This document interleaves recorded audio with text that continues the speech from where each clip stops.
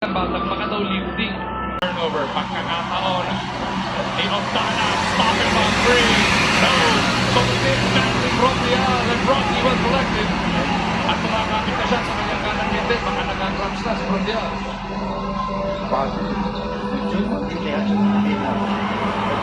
Hindi siya makapormer dahil hindi siya healthy eh. 6 to shoot. Open siya. Rodrial takes the three. Yung pinakamagandang game para sa mga San Miguel fans po dyan. Parang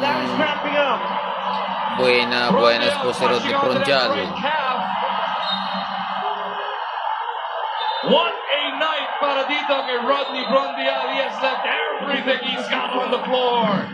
He was already cramping up before the shot. Shot clock winding down niya. Correct. And Prondial is not Rodney used to taking Prondial. Prondial in tonight's game. Diba? Wala na eh. 14 rebounds. To. Yun yung mga nakuha niya. Eh yung mga tinanong pa niya na hindi niya nakuha. Hindi mo nga rebound niya kukunin ko para sa akin. Oh yes. Ngayon, balik ikaw naman. Dahil kukuha ako eh. He troops to the bench with Itong ilang games na lang, so buhos na talaga. Kahit may mga nararamdaman tayo, may mga injuries. mo sila and your loved ones as well.